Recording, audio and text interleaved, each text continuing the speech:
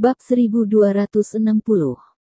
Mendengar kata-kata Lin Yu, Hao Ningyuan menelan apa yang dia katakan, dan tidak bisa menahan nafas pelan, lalu tidak berhenti berbicara. Ani, kapan Abler dan putrinya akan datang? Lin Yu berbalik untuk bertanya pada Ani. Besok. Ani buru-buru berkata, mereka harus tiba besok pagi, dan mereka akan datang langsung ke kantor keamanan umum saat itu. Alasan mengapa dia dengan bersemangat menanyakan alamat Lin Yu barusan adalah untuk menyampaikannya kepada Abel. Jiarong, saya akan datang ke sini juga, jika Anda punya kebutuhan, bicara saja dengan saya. Hao Ningyuan berkata dengan suara yang dalam kepada Lin Yu, aku akan melakukan yang terbaik untuk membantumu. Sekarang Lin Yu telah memilih untuk menerima perawatan, Hao Ningyuan tentu saja harus memberikan dukungan penuh dan melakukan yang terbaik untuk membantu Lin Yu menyembuhkan Putri Abler. Apalagi, ia, Kepala Dinas Kesehatan, secara pribadi berinisiatif, yang dinilai cukup untuk memberikan wajah Abel. Kalau begitu aku akan membiarkan orang bersiap sekarang. Zhao Zongji buru-buru berkata, bebaskan kamar bangsal dan ruang konsultasi terbaik di rumah sakit. Zhao Zongji secara alami tidak berani ceroboh ketika berurusan dengan VIP seperti itu, dan dia berbalik dan pergi dengan tergesa-gesa. Jiarong, apakah Anda ingin mengundang sekelompok dokter nasional seperti Dou Lao, Huang Lao dan Wang Lao? Hao Ningyuan buru-buru menyarankan kepada Lin Yu, tetapi begitu dia berbicara, ekspresinya tiba-tiba meredup. Tiba-tiba dia berpikir bahwa Huang Xinru tidak lagi hidup. Dia tidak bisa menahan nafas, lihatlah ingatanku. Tolong, tentu saja Anda harus membawa semuanya. Lin Yu mengangguk dengan sungguh-sungguh, tetapi dia tidak begitu sombong. Dia memutuskan untuk mengundang semua dokter Tiongkok tua dari Asosiasi Medis Tiongkok, seperti Dou Zongyong dan Wang Shaoqin. Bagaimanapun, ada banyak orang dan kekuatan. Meskipun nenek moyangnya belum pernah melihatnya, mungkin para dokter tua ini dalam pengobatan Tiongkok, beberapa orang kebetulan pernah mendengar penyakit aneh ini.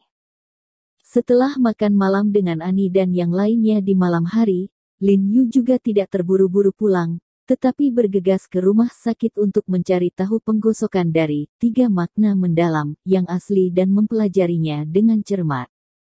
Meskipun ia memberikan yang asli kepada Ling Xiao untuk menyelamatkan mawar tersebut, ia sekarang hanya memiliki satu salinan gosok di tangannya, tetapi informasi yang tercatat masih sangat lengkap karena tidak mungkin mendeteksi penyakit aneh ini dari bidang medis. Ia berharap dapat mempelajarinya. Dalam buku mistisisme ini, saya menemukan informasi yang relevan tentang mawar manusia. Seluruh pikiran Lin Yu diletakkan pada isi buku, dan dia dengan hati-hati mempelajari isi yang tidak dia perhatikan sebelumnya. Waktu berlalu tanpa sadar, sehingga bahkan hujan lebat sudah dimulai di luar. Bingung. Bum bum bum. Pada saat itu, tiba-tiba terdengar ketukan di pintu rumah sakit, disertai beberapa teriakan cepat. Lin Yu tiba-tiba tertegun, dan mendongak, melihat sosok kokoh berdiri di luar pintu saat ini, dengan hati-hati membedakannya. Seolah-olah Li Zhensheng, dia buru-buru bangkit dan berjalan untuk membuka pintu, melihat Li Zhensheng panik. Terkejut, Saudara Li, apa yang kamu? Tuan, saya dapat menemukan Anda, ini tidak baik, sesuatu telah terjadi. Li Zhensheng langsung melambaikan tangannya, memotong Lin Yu, dan berkata pertama, saya baru saja menerima telepon dari Bibi Li, mengatakan bahwa Jiang Yan tidak sengaja jatuh ketika dia keluar, jadi kamu harus cepat kembali. Apa? Ketika Lin Yu mendengar kata-kata Li Zhensheng, dia merasa ketakutan, tanpa mengucapkan sepatah kata pun, dia mengambil mantel di atas meja dan bergegas keluar. Anda tahu, Jiang Yan sedang hamil saat ini. Jika ini jatuh, ada apa? Dan Li Zhensheng sangat bingung. Dapat dilihat bahwa masalahnya pasti sangat serius. Bahkan Lin Yu, yang selalu tenang dan tenang, tidak bisa membantu tetapi panik saat ini, terutama ketika dia memikirkan Jiang Yan masih mengandung bayi di perutnya. hatinya terluka dan panik. "Tuan, tunggu aku." Li Zenseng buru-buru mengejarnya, membanting pintu hingga tertutup, mengabaikan kuncinya. "Cepat, Saudara Li, cepat." Lin Yu bergegas ke mobil di tengah hujan, membuka pintu, dan dengan cepat melompat ke mobil. Li Zenseng juga buru-buru berjalan menuju taksi, melompat ke dalam mobil, menyalakan mobil dan bergegas menuju rumah. "Kamu baru saja mengatakan siapa yang memanggilmu, ibuku." Lin Yu menyeka hujan dari wajahnya dan bertanya dengan cemas. "Ya, Bibi Li." Li Zenseng mengangguk penuh semangat. Itu Li Sukin yang memanggilnya. Setelah berbicara, ekspresinya tiba-tiba menjadi serius. Dia menelan dan berkata dengan ragu-ragu, "Tuan, saya mendengar nada suara Bibi Li seperti." Mendengar kata-kata Li Zenseng, Lin Yu mendengung, dan ada kekosongan sesaat di otaknya. Dia buru-buru bertanya, "Saudara Li, apakah Saudari Yan dalam bahaya? Apakah ini serius?" "Tidak, tidak, Tuan, Bibi tidak mengatakan ini. Maksud saya," nadanya terdengar sedikit bingung.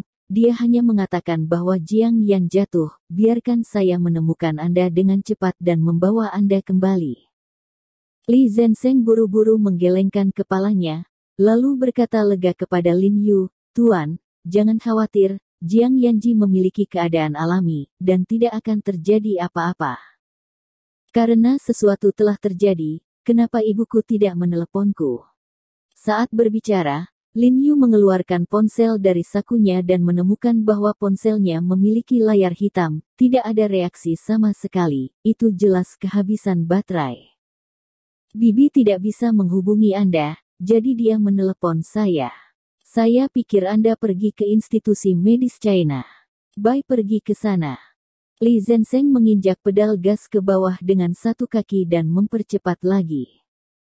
Lin Yu menyebutkan tenggorokannya sepanjang jalan, dan mengepalkan telapak tangannya erat-erat. Telapak tangannya hampir penuh dengan keringat dingin, berpikir bahwa jika Suster Yan dan anak dalam perut Suster Yan pendek dan pendek, dia mungkin bersalah sepanjang hidupnya. "Habiskan." Setelah Li Zenseng mengemudikan mobil ke bawah, sebelum menunggu mobil berhenti, Lin Yu tidak sabar untuk menarik pintu mobil dan melompat turun, lalu bergegas langsung ke koridor, dengan cepat menekan lift, dan melihat bahwa lift masih lebih dari 20 lantai. Setelah lift turun, waktu untuk naik lagi tidak secepat dia berlari dengan berjalan kaki, jadi dia langsung terjun ke tangga ke samping dan bergegas ke atas dengan kecepatan terbatas. Pada saat ini, Li Zenseng yang menindaklanjuti melihat pemandangan ini dan tidak bisa menahan menelan ludahnya. Dia terkejut di dalam hatinya. Nyonya benar-benar kejam. Segera lift itu turun, dan Li Zenseng bergegas masuk ke lift. Saat Li Zenseng masuk ke lift, Lin Yu sudah bergegas ke pintu rumahnya, dengan penuh semangat mengeluarkan kunci dari tubuhnya untuk membuka pintu, karena hatinya terlalu bingung. Tangannya yang memegang kunci sedikit bergetar dan mencoba beberapa kali. Gagal memasukkan kunci. Untungnya, pintu dibuka dengan derit. Lin Yu mendongak dan melihat bahwa Li Sukin yang membuka pintu. Ekspresinya tiba-tiba berubah, dan dia berkata dengan cemas, "Bu, bagaimana kabar Sister Yan?"